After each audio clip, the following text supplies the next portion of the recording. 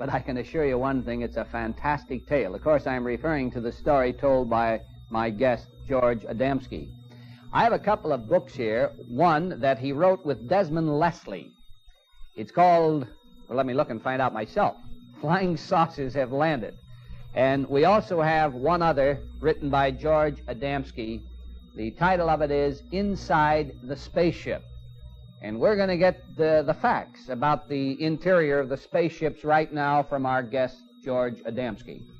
George, when was the first time that you were invited to be a guest in a flying saucer? Well, I don't remember exactly the date, but it was the second time I met this man. See, I met him on... the one we talked about last time. That's correct. Mm-hmm. And he took me out to what they call a mothership, which is the long one. And then I observed everything in there as much as I could. And there's a panel job in the ship, what we call where the pilots sit. They don't have the same kind of controls we have. That's the one, yeah. Same kind of controls we have, but rather they have a lot of buttons. And there's graphs on the wall. Now, if I may interrupt you for a moment, the photograph that we have on camera now, George, is this a photograph of a mothership? Well, this is a photograph of a mothership right here, and these here are saucers which this mothership have released to come, we call scouts, scouting around. Is the mothership actually cigar-shaped, or is that a distortion? No, it's a cigar-shape with a blunt nose and blunt ends. Now, you are starting to describe the interior. That's correct. So, supposing we use this, I think this will be of interest, and if you'll be kind enough to describe it, please. This chute here is the one they let out the scout ships from, down to the bottom. This chute here, when they come back, return to land like they do on the flat top and go inside. And this is a rail right in here where they park. And down here are the quarters. The pilots are in this section as well as in this section. You can go backwards or forwards if it's necessary, as well as sideways, and so forth. So the pilots, while the quarters are all underneath, this is a magnetic rail on which the saucer, so-called, rests when it gets back there, and they must be charged. They can't accumulate the power themselves, so they're usually charged by the mothership in most cases. Now, they watch every movement the pilots do in there by big graphs, similar to a neon sign of many colors. And as these colors come up in intensity in various angles, that's when they know how the ship is behaving, what the field force to the outside is, and they don't do nothing about it except push buttons in a case like that.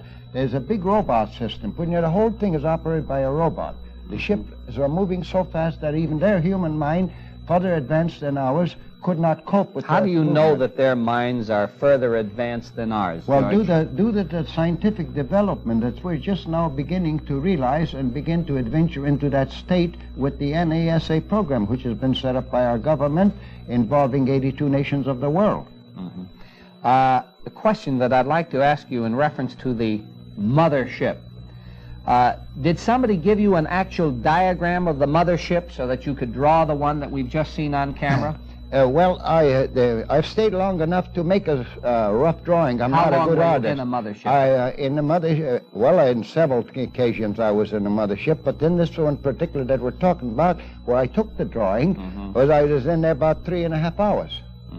Did they feel rather disturbed about the fact that you were interested in making a drawing? No, they weren't. Yet I tried to photograph and do that electrical energy or magnetic influence in there. Our film didn't seem to be taken very well. It would seem to me that if these people, incidentally, this was a Venusian mothership, right? That's correct, but the Saturnian is not much different, except the Saturnian ship that we speak of was a laboratory ship. A lot of scientists on it. George, it would seem to me that if these people want to cooperate with you, or want your assistance, that they would certainly give you a diagram rather than having you run around for 3.5 valuable hours drawing pictures of the interior of the ship. Well, maybe they had one there, maybe they didn't. That's something I don't know.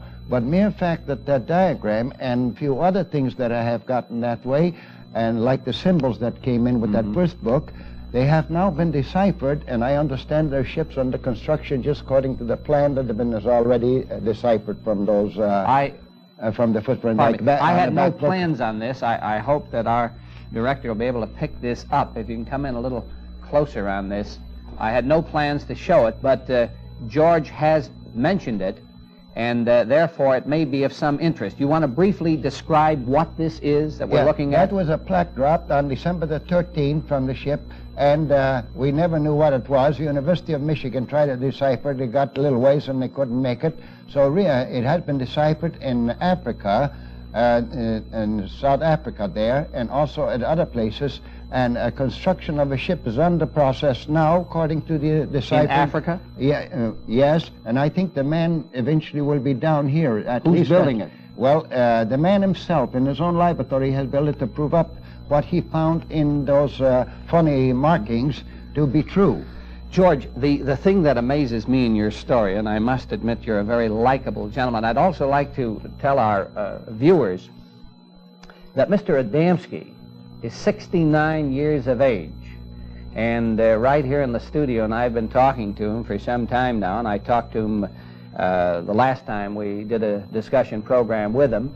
He appears to be possibly 50 or 55 at the most, and he's a very likable individual. But one thing that I cannot understand, if you have these contacts with the Venusians or the Saturnians or the Martians, and they evidently have chosen you to assist them in some way, they've honored you with this position, why is it that they make it so difficult for you by sending down such nonsense as we have in the back of the book?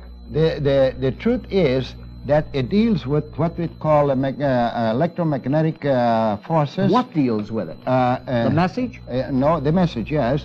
Deals with the power, what we call natural power, that is responsible for revolving our Earth at 18.5 miles per second, including every planet in the space. And if just an ordinary person that might be mischievous would hook onto that power, he could destroy you and I by disintegration law. What was the reason then for dropping this message to you? And in order that I might get somebody, which I finally, after a few years, we have found somebody that was able to decipher these and finally come up with a construction of a spacecraft. George, I'm not getting through to you.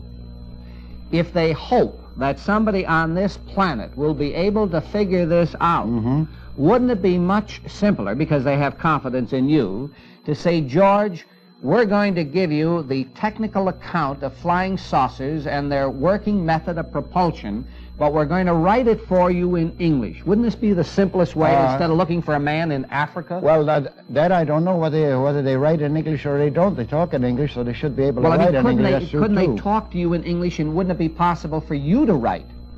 Yes, I imagine it would be, but they haven't done so. Instead, they dropped this plate. At that time, they dropped this plate. I haven't even talked to them. George, I have a picture here that to me is extremely interesting. I don't know. We'll leave it right here. This photograph here shows the portholes of a mothership or scout ship? That's a mothership. Mothership. Now, I don't think our viewers at home can read the fine print underneath here, the caption. Would you be kind enough to tell us the reason that we make so much of this particular photograph and point to the reason? Because there's Orton in there and myself in there in the ship, and it was taken from a scout ship. Now, wait a minute, we're going too fast. Repeat that again. You are in this inside of that mothership? Ship. That's correct. And somebody else photographed this? Yes, with my own camera. Where were they at the time? That was a Polaroid camera. They were in a saucer. In other words, they picked me up, took me to the mothership with a saucer. The saucer went away with my camera far enough away to get fair pictures as they could get it, to photograph after we have placed ourselves. Well, I don't understand. Who was the other person? Well, I mean, a Martian or a Venusian? Well, they were both in that ship. There were Martians and Venetians. Which one I operated the camera, I don't know. I'm not trying to get too technical, but how do you know that that's your head in that porthole there? Well, can we see this? And how do you know that it's Orthon's in that one? Well, they look pretty similar to me. I don't quite know from this picture, but this picture, the original pictures before they even put in the book, you can tell the difference from the original, yes. In other words, what you're saying, George, the reproduction here is rather poor. Yeah, blurred and too much. George, I don't know. You got me beat when you talk about all these things. But we're going to have to take, I don't know what they do on Venus or Mars, but back here on this planet, page 132, primary drive, I presume that you're referring to space drive, Mm-hmm. used for very high speeds. The ship controls are placed in synchronous frequency with the universal energy flows, which exists in all space, but slightly out of phase with them. Speed depends upon the degree of phase angle, which depends upon the amount of shading power. What's that mean, That's George? good. That's all right. Just if I had two magnets right here, I could show it to you how slightly out of phase one magnet with the other will kick the other one away. And on a spaceship that you saw the pictures of earlier, you will find there's three balls, we call them condensers. If they cut one off, it'll throw the ship out of phase in one direction. If they cut the other one off, they throw it in another direction, so down the line. The same person. They're principle. called condensers? Yeah, we call them condensers because that's where the power. If they cut it off, then it has a tendency to sway the ship the other way. One is operating, and two is operating, and the other one is not. Either one they cut off, it'll throw the ship in that direction. All right, these are some of the rough questions. I'm just rehearsing for the night that maybe we can get, or the day whenever it'll be when we can get Jules St. Germain. George Adamski, did you ever use the title of professor in connection with your lectures or writings? No, I have never used the title professor. It was given to me, although the word professor, even a plumber can be called a professor in the plumbing field. Anything that he does and what I'm working with. Well, when you say it was given to you, awarded to you by a recognized university? Oh, no, never by a recognized university or any other branch except a common folks that like me that much and nickname me that way. Professor. That's right. That's right. But you use that title when you write? No. Have you ever? No. You've never written a book referring to yourself as Professor George Adamski? No, I've written one little pamphlet one time that I did. All right, fine. Now, did you ever did you ever lead people to believe that you were associated with the Palomar Observatory? I have never been associated with Palomar Observatory or any government agency of any kind at any time. I had a lot of friends at Palomar which were scientists, and I associated with them and then liked them very much and learned much from them in reference to astronomy, but never associated with any branch like that. Back on the 20th day of November in the year of 1952, and I think you related this to us a few minutes ago, you told us about your experience out in the desert when you met the first Venusian. Did you have a doctor with you, and if so, what was his doctorate in? Dr. Williamson, which was a doctor of anthropology. I understand that he had an honorary degree from the University of Arizona. Whether he did or not, I don't know, but I do know that his wife had a straight degree from the University of Arizona in the same field, which is anthropology. How are you so confident, or so certain, rather, that Mrs. George Hunt Williamson has the degree, whereas her husband, he may or may not have? I saw the degree. You saw the degree? Yes, I am. Mm-hmm. Why do you have so much confidence in George Hunt Williamson? I don't have all the confidence some people might say. I don't mistrust anybody, but a mere fact that he said that he had a degree, which I have not seen, I accepted as such due to his wife. You say, George, that you... He is a good researcher. You say that you do not mistrust anybody. No. Well, that would lead me to believe that you have such complete confidence in anybody that I could possibly tell you that I'm from another planet and you'd go along with it. Well, not exactly. And possibly write a book next year. Not exactly, because I would get a feeling what you're deceiving me or not. I go by How do you get this feeling? Well, intuition? Well, that's right. We call it intuition and so on and so forth. Let's get back to the 20th day of November, the year of 1952. Why did you feel that George Adamski would be picked for the contact? In other words, did you go out in the desert with these other people expecting to be contacted by a Venusian? No, I have not. That was purely an accident, and I'm not the only one in this world that have made a contact, because there's 2,500 such a contactees throughout the world. I have learned that on this trip especially. Where did we get this figure, 2,500? Well, I got it in different places where the different groups, so-called organized saucer groups, had records of this one claiming that and then another one claiming something else and on the line. How many people do you think there are in the United States that have had legitimate contact with people from other planets? It'll be a little hard to say because I haven't met them all. Approximately? Approximately about 5. Boy, you take away some names right away, in my mind, if there's only 5. Well, if there's been 2,500... I mean genuine. Yeah, that's what I'm referring to, too. If there's been 2,500 in the entire world on this planet that have had contact with people from other planets, I was trying to figure it out. That would leave 2,495 in other countries. Well, let me classify this now. After I have gotten to talking to some of them and got into depth of it when I had time on this world's trip, I would have cut them down to about 500 genuines out of 2,500. The others mostly mental or wishful thinking. The book, Inside the Spaceship, is that book based on fact, or did you use absolute fact, writer's license to sort of fictionalize Let me put it this way. It is based on an absolute fact. I'm 69, as you have told the public already. I know that I've got to change living quarters someday, not too far off. And as I do, I'm not a coward, but why should I make my conditions by lying or doing anything like this worse than for the future when I know, as far as I'm concerned, that there is a future for me? I'll tell you one thing, George. We're going to have to break away for a moment because my future is going to be behind me. If with George Adamski, the man that claims that he's been talking to Martians, Venusians, Saturnians, and what have you. George, a couple of more questions. Did you take all of the photographs in Flying Saucers Have Landed? No, I haven't. The publisher put some in there that I haven't taken. Were you credited for the pictures that you didn't take? No, they were credited to the proper source. Fine. Back on December 13th, you took a photograph, or somebody did, a close-up of the ping-pong ball saucer. I'm talking about the one that we've shown tonight. That's right. Did you take that? I took that through the 6-inch telescope. And you really believe that that's a legitimate flying saucer? Absolutely. And up to date, many of them try to duplicate it, has failed completely. It's pretty easy to duplicate, but that doesn't mean that it's a fake. No, well, it's still, they haven't come up with anything like that. Besides, this particular pattern has been now adopted, and I understand is used by at least 2 nations try to build a ship like it. All right.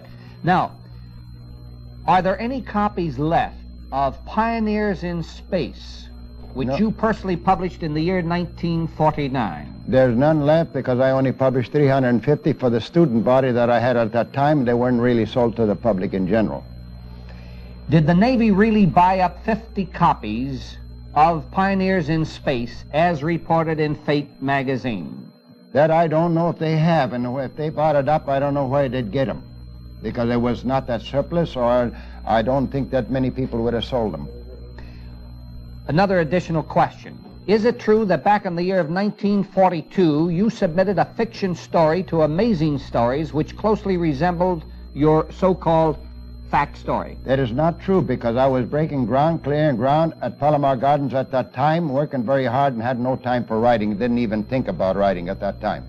George, a rough question, a very, very rough one. Have you refused to take a lie detector test? No, I haven't.